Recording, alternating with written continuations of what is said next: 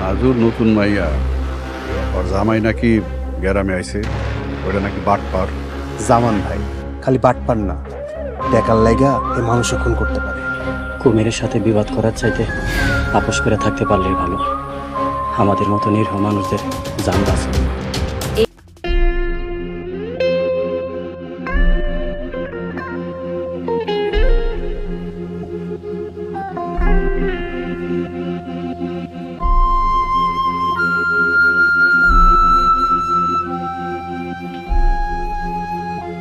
নাজু, তোর পোলায় নাকি চেয়ারম্যানের মায়ের কাছে বিক্রি হয়ে গেছে। তোর পয়সা লাগবে, পোলারে আমার কাছে পাঠিয়ে দে। চেয়ারম্যানের মায়ে যা দেয় তার 10 গুণ দেবে। সাদ্দাম ভাই, পোলা তো আমার হাতের তালুতে নাই। তাছাড়া মা মরা পোলা আমার ঠিকঠাক মতো মানুষ করতে পারিনি। তোর পোলায় যদি আমার হাতে মরে, আমি তোর কি জবাব দেব? আমি তো এবার চেয়ারম্যানের বংশের নির্বংশ করে ছাড়ব। রাখে আল্লাহ মারে কে, কথাটা শুনস নাই? শুনছি তো। আজরাইল যখন পিছে লাগে, তোর আব্বাই সায়েম রে লইয়া বড় চিন্তা আছে। কেন? আমার ভাই আবার কি করলো? চেয়ারম্যানের মায়ের কথায় সায়েম নানান ঝামেলায় জড়ায় যাইতেছে। ওই দিন সাদ্দাম মোল্লার মাথায় পিস্তল ধরছে।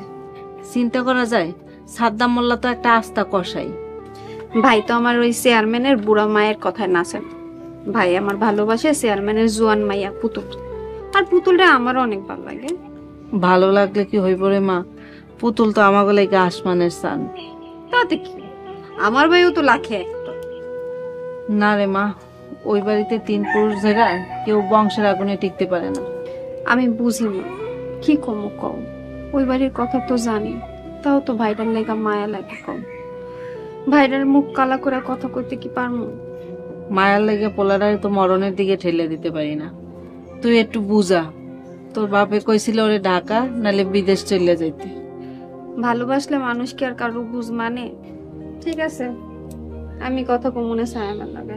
আর তুমি আব্বারে হুদাই চিন্তা করে শরীর খারাপ করতে না করো। আচ্ছা মা, জামাইয়ের ভাবসাব কেমন বুঝোস? এখন তো দেখি ভালোই, খারাপ মানুষের সঙ্গ ত্যাগ করে আইছে এদিকে, কোনোভাবেই তারে আর ঢাকা ফেরত যাইতে দেওয়া যাবে না। তোর বাপে কইছিল গ্রামে কিছু একটা কইরা খাইতে, বাজারে ব্যবসা ট্যাবসা কিছু করা যায় কিনা। ব্যবসা করতে তোমার অনেক টাকা লাগে। তোর বাপে কইছিল জমি জমা একটু। খবরদার, একদম না। এমনিতেই মানুষটা আমাকে লেগে জীবন দিয়া করতেছে, আর তার আছেই বা কতটুকু? যেইটুকু আছে এইটুকুতে আমার ভাই থাকবে। তোর আব্বাই সবাই লয়ে চিন্তা করে, তার স্বাদ আল্লাহ তো অনেক, কিন্তু সামর্থ্যে কুলায় না। আব্বা যে আমাকে মাথার উপরে বট গাছের লাহান আছে, এইটাই আমাকে অনেক।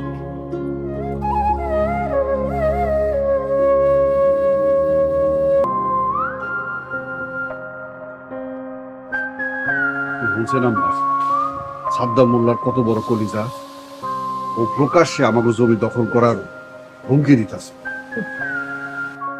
খালি সাদ্দাম মোল্লাকে, তোর মতো চেয়ারম্যানই করলে গরু ছাগলও তোরে হুমকি ধামকি দিয়া যাইব। আব্বা, বুড়ি কিন্তু ঠিকই কইছে। তুমি এতদিন ধরে চেয়ারম্যানই করতেছ, অথচ কোনো খুনাখুনি করলা না, কোনো মারামারি করলা না, একটা লাশও ফালাইতে পারলাম না। আর এদিক দিয়া তোমার মা স্বপ্ন দেখতেছে কবরবর্তী লাশ। কালকে সাদ্দাম মোল্লা আর এই গ্রামবাসী দেখবো রিজান চেয়ারম্যান আসলে কেমন মানুষ। মামা, আমি বলি কি, এসব রক্তের খেলা শুরু না করলে হয় না? এতে তো আমাদের লোকেরও প্রাণ। তার থেকে ভালো হয় না আমরা বিষয়টা আইনের মীমাংস করি? আরে দিন, যারা এই জমির ঘোষণা দিয়ে রক্তের খেলা শুরু করছে তারা কেউই এই জমির আসল মালিক। আপা, এইটা আপনি কি কইলেন? তাইলে জমির আসল মালিক কেডা? তা তো আমি কমু না। মিজান, এই সব তামাশা লইয়া কিন্তু কয় তুই সাদ্দাম মোল্লার সামনে খাড়াইতে পারবি না। সাদ্দাম মোল্লা কত বড় কসাই তুই জানস। এই জমিতে আমার গোরস্থান হইব, তাতে সাদ্দাম মোল্লা লাশ দিয়া না তোর লাশ দিয়া দাফন শুরু হইব আমি এটা কইতে পারি না। আর তুই যদি না পারস তাহলে আগের থেকে কইয়া দে, আমারটা আমি বুঝালো। না, আপনি যেইভাবে কইবেন ওইভাবেই হইব। তাতে যদি ওই জমিতে আমার লাশ পড়ে বলবো।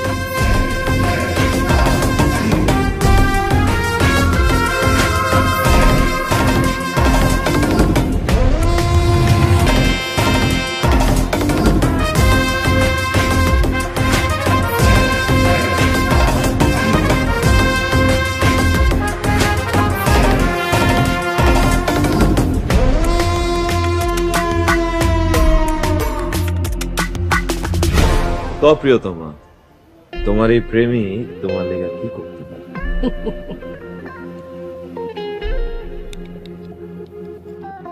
তুই কি কামলা নাকি? আরে এই যে তোর চাঁদ মুখ খালাটা হইয়া আমার সামনে খাড়াস, আমারে প্রিয়তমা প্রিয়তমা কইয়া ডাকস, এটাই তো আমার কাছে সবচেয়ে বড় আনন্দ। তুমি তো জানোই আমি কারো হুকুম পালন করার লোক না। তোমারে ভালোবাসি দেখাই তো তোমার কাছে।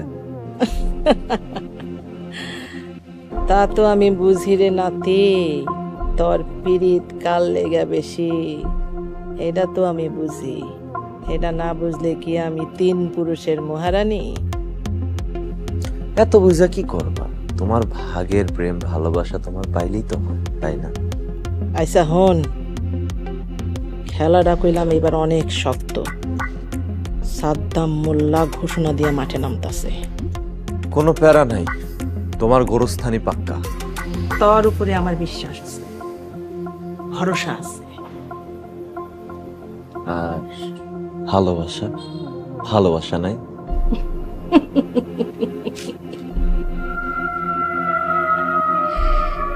এই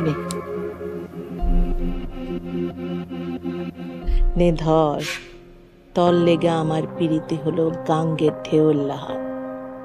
ঢেউর উপরে ঢেউ, ঢেউর উপরে ঢেউ, খালি চলতেই থাকবো, চলতেই থাকবো, কোনো শেষ নাই। তো না প্রিয়তম, টেয়া পয়সা লাগবো না, তোমার এই গাঙ্গের পানির লেহান ভালোবাসার ঢেউ থাকলেই চলবো।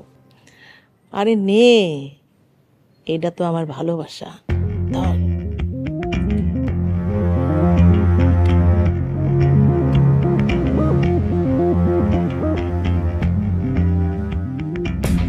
তুমি কোনো টেনশন করো না প্রিয়তম, ওখানে তোমার গোরস্থানি হইব, আমি কথা বলবো।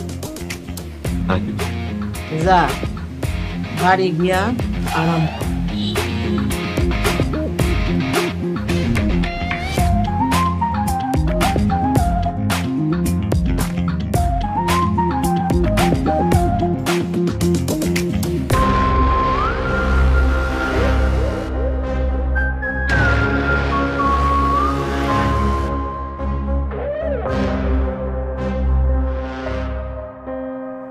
এটা কি